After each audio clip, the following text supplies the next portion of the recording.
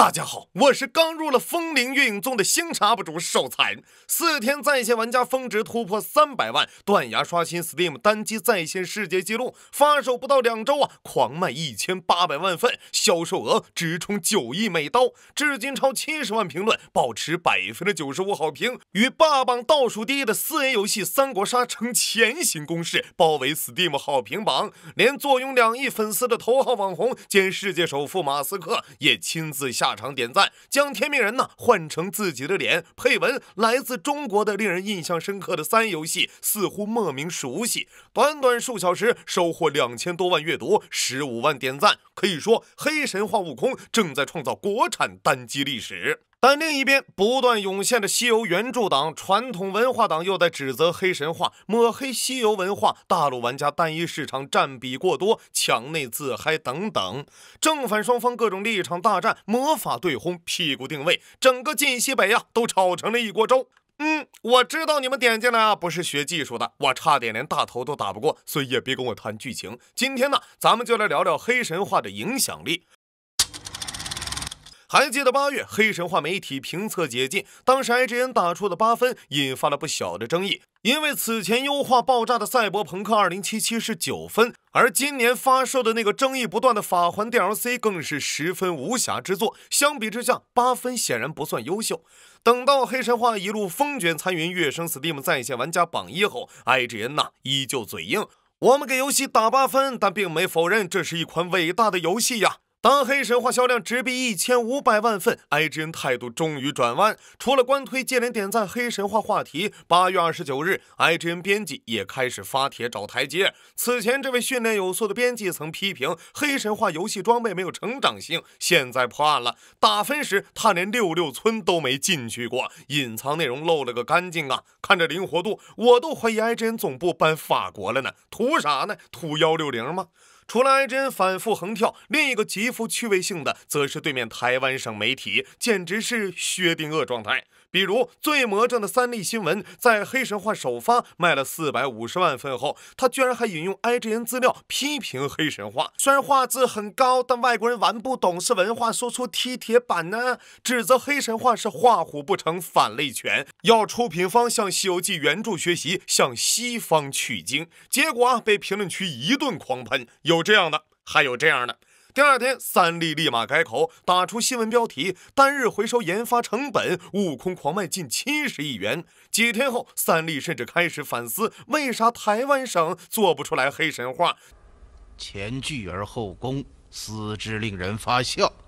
类似反思的媒体也不止3立一家，更离谱的是，黑神话都发售20多天了，他们还在执着讨论。我有一计，建议游客下一步开发黑神话哪吒，到时候真就不买不是台湾人了。当然了这事儿怎么能少得了老牌整活大师 BBC 呢？8月25日 BBC 英文打出标题：黑神话悟空试图监控玩家，导致互联网分裂。很喜欢 Bill 的一句话啊，你这确定不是反串吗？离谱的是，我点进去看了一眼，正文内容跟标题不能说毫不相关，只能说天差地别。更搞笑的是，承认了黑神话火爆的热度，还老调重弹了性别歧视问题。同样内容BBC 中文直接改了个猛夸式标题，看得我真是银虎哥释放投技，绷不住笑了。对了上次说口罩里有5G 天线也是 BBC 的杰作，以验定真鉴定为学新闻学的。正常点的，像日本时报是这样说：凭借黑神话悟空，中国已成为3游戏领域一股不可小觑的力量。抛开这些跟游戏八竿子打不着的媒体，黑猴在玩家群体的好评可以用排山倒海形容。比如全平台超2000万份的外网顶流游戏博主 XQC， 他在通关后给黑神话打出了9.1分，并表示如果再解决一些小问题，可以达到9.8分，甚至是10年来最佳游戏。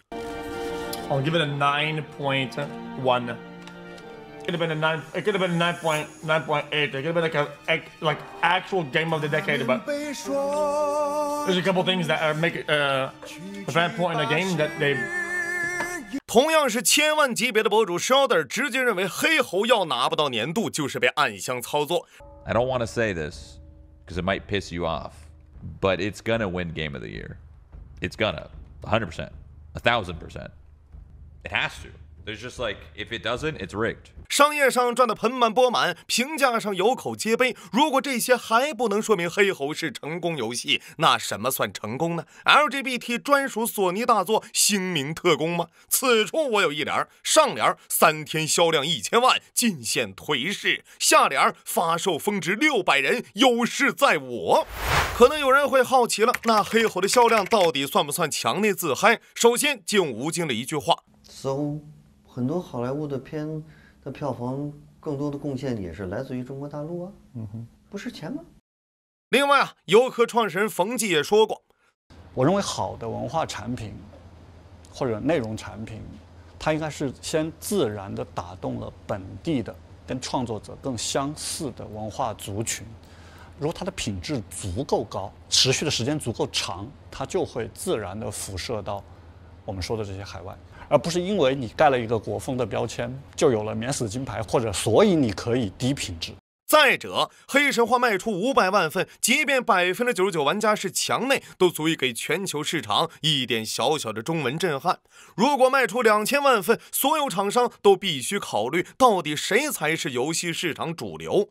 如果卖出3000万份，那叫中国玩家就是爷，那叫全球最大单机游戏市场正在用无形的大手拨乱反正。顺带一提啊，根据最新数据，黑神话距2000万销量只差一步之遥了。除了冲天的热度，不知道大家有没有注意到，截至星辰我写稿啊，黑神话通关最终 BOSS 获得万象归真72难成就的玩家已经有27%。纵观近几年的3A 大作，艾尔登法环发售2年半后达成最普通的艾尔登之王结局的玩家也才26%，只狼打败伪名一心的玩家不到19%。这说明黑神话虽然热度高、销量大，但并不是无脑跟风刷、头脑一热买完吃灰，而是真正在品味游戏。众所周知，3A 大作一直是游戏产业皇冠上的明珠，为何黑猴之前迟迟没有中国厂商做出3A 呢？缺消费力？并不，手游买皮肤都动辄几十亿。缺正版单机玩家也不是，赛博朋克2077中国玩家占比超26%，艾尔登法环超过23%。缺投资、缺技术都不是，而是缺一个懂中国玩家、中国文化，甚至是吃螃蟹的先行者。反例啊，就是前些年日本的全面战争三国大火，出品方后续 DLC 不做赤壁之战，不做丞相北伐，反而搞什么八王之乱，觉得卖的不好，最后烂尾，因为他们压根儿不知道玩家想要的是什么。而黑神话爆火的原因，正是游戏科学知道玩家最想要什么，期待什么，不仅在文化层面让中国玩家产生了共鸣，哪怕抛开文化加成，凭借游戏品质也能让苦政治正确久矣的欧美游戏圈集体反思。